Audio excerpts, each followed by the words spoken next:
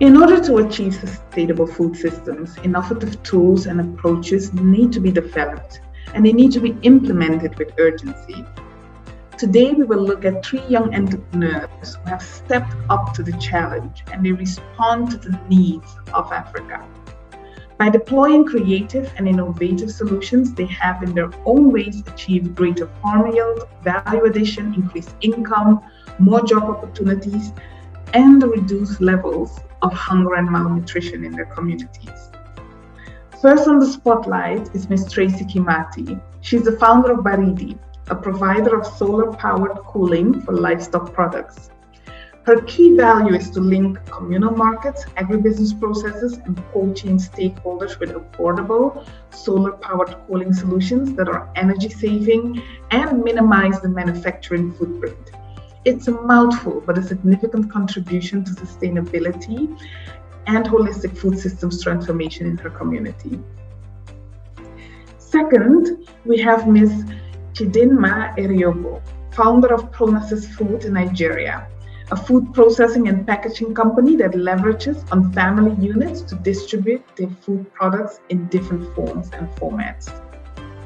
And finally, we're going to South Africa to the work of Mr. Dexter Tangochi, co-founder of Integrated Aerial Systems, an agri-tech company that integrates drone-based crop spraying with intelligent data analytics. By incorporating drone-based precision spraying methods, farmers can greatly reduce pesticide drifts, which creates less impact on agroecosystems and the creatures and plants that inhabit them. May their stories inspire you to far more action. Did you know that over 30% of meat produced annually goes rotten? That's an equivalent of 100 million cows lost in Africa. And this number keeps going up. My name is Tracy Kimathi, founder of Baridi, a solar-powered cauldron innovation, and we aim to curb beef loss with clean and affordable solutions. I have worked with livestock farmers for the last 3 years, and quite frankly, there are 4 big opportunities within the value chain in the context of sustainability. 2 of them being clean energy and meat production. Most beef producers in East Africa graze their herd of cattle over beautiful savanna rangelands. These are remote, vast, and hot, all excellent environments for solar resource exploitation. Let's take Ethiopia as an example. It's the largest beef producer in the region and the 10th largest global exporter of beef. Put a sustainable meat processing plant in their Laisami markets, and it becomes the 2nd largest exporter of beef globally. Concurrently, if each urban commercial market in Kenya utilizes production technology, the country's meat quality increases enough to encourage local demand for local production. The way I see it, Africa doesn't really lack food security per se, but a way to package food. Sustainable beef production is always achieved. Processing technology is not. As I mentioned, we develop solar chillers that offer an affordable pay-as-you-store service that enables the meat vendor to store their meat produce overnight. This takes us to the second aspect, affordability. Africans aren't poor. We're actually the largest variable daily spenders on earth. If we can package this utility scale production facilities in a pay-per-day revenue model, then you've got your solution to future sustainable food systems in the region. We don't necessarily need this big innovation bubble to technology, but to commercialize existing solutions in an affordable manner with multi-sectors in the region. One being the neglected semi-arid pastoralist communities, whether urban or rural. Which brings us to our final opportunity point. When we talk about food security, most activities, if not all, focus on rural development in Africa. However, urban impact areas have two very attractive components: large populations and middle-income players who are able to pay. Our startup focuses majority of our chillers in commercial meat markets targeting capital cities like Nairobi, Addis Ababa, Gaborone, and Kigali. Agricultural entrepreneurs need to break the rural norm, then they will be able to reach larger populations of meat, fruit, and horticultural vendors, and even more importantly, are able to garner a sufficient return on investment to their projects. So urban area agricultural development are definitely a case study worth thinking about. So I hope you've learned a bit from this case study. Now go ahead and enable a secure and sustainable future food system for Africa. My name is Chidimma Iriogu, and I am the founder and CEO of Phronesis Foods Nigeria Limited. Phronesis Foods is a food processing and packaging company located in Lagos, Nigeria. So what we do is simple. We take the local food product, we package it, and we create multiple food product lines from them. But it sounds simple, but it's not exactly this simple. What happens is we focus on food products that are not readily available. We package them for easier market access in retail forms and in wholesale forms. And we begin to create multiple food product lines from them. So for instance, this is ukwa. Ukwa is known as breadfruit in English. Now this product, it's one local food product that has the capacity to not just play as food, to also play as medicine because of the nutritional benefits.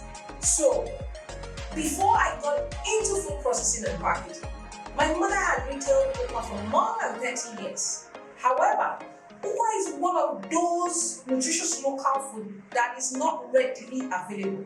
So what we did was simple, or we started with the simplest form, which was to create a storage process by basically using dehydrating machine to dehydrate ukwa seeds, fresh ukwa seeds, and storing them in large volumes, thereby making them available and accessible. And so we're packaging it in smaller forms. We also took the same raw material a step further.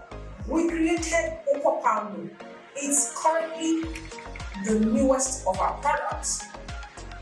What happened is this: we wanted to create another form of food because a lot of times we discovered that those who have special health challenges have very limited foods they can consume at a time. So we wanted to give not just them, but every one of our consumer or category of our customer something more, another form of leveraging nutritional benefits contained in ukwa, which is largely protein, zero sugar, contains fiber, that is really very good for absorbing the sugar content in the food that we eat and the rest of the family.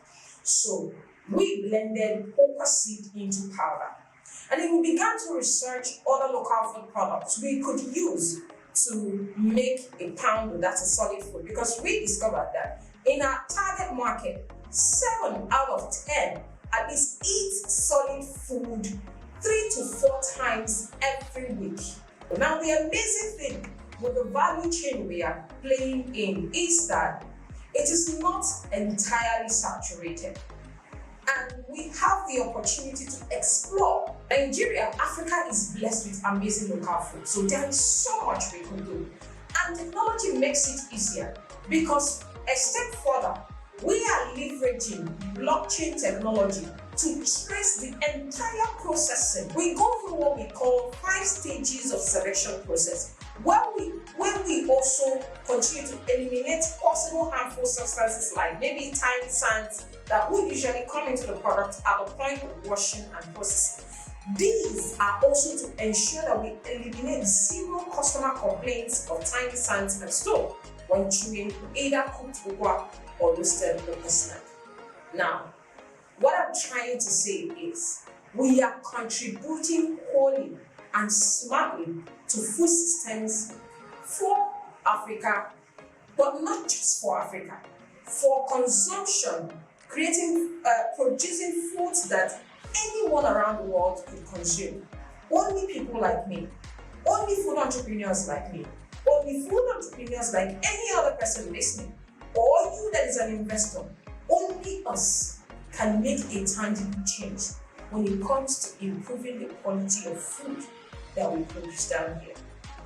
And I want to use this opportunity to thank the AGRF team for organizing this conference and giving people like me an opportunity to tell our story and to be featured and to show the rest of the world that there is a whole lot more we could do with what we have in our hands. Creating food storage, creating food sustainability, and creating multiples of job opportunities for both youths and the women in our communities. Thank you.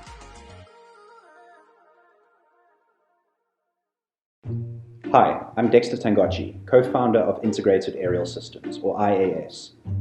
We're a licensed drone service provider based in South Africa. Our core focus is to use drone technology in the agriculture sector to help improve farming practices while building a more efficient and sustainable future. The company was founded in 2016, where we began flying drones on farms across South Africa, completing thousands of surveys for the agricultural sector. Our aim was simple: to utilize cutting-edge drone technology and innovative workflows to improve farming efficiency. Drawing on the knowledge we gained from mapping more than 50,000 hectares of different crops, we saw an opportunity to use this mapping information to improve crop spraying on farms. It became apparent that the traditional methods had shortfalls, such as being imprecise, having a poor quality of application, being quite expensive, and often harmful to the surrounding environment. It became clear to us that using drones to conduct targeted crop spraying based on precise mapping information would enable us to offer a true agriculture precision service, from identifying issues, providing pinpoint accuracy, and then using this information to inform spraying. This is something we knew could make a huge difference to the improvement of farming practices. Our objective then was to be able to provide aerial spraying by drone to farmers across South Africa. After another lengthy approvals process, we became the second legal operator for crop spraying by drone. As of this year, we have managed to spray more than 1,700 hectares of crops by drone, which has been well received by the farming community as the application is superior to other methods. A huge issue that the world is currently facing is the production of food at an unattainable cost to the environment.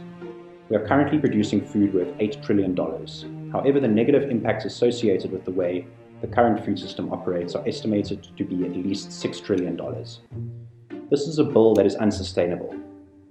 We need to do everything we can to reduce this cost on the global environment, from sustainable production to sustainable consumption. We see our role in contributing to solving part of this problem by using less resources to create more outputs.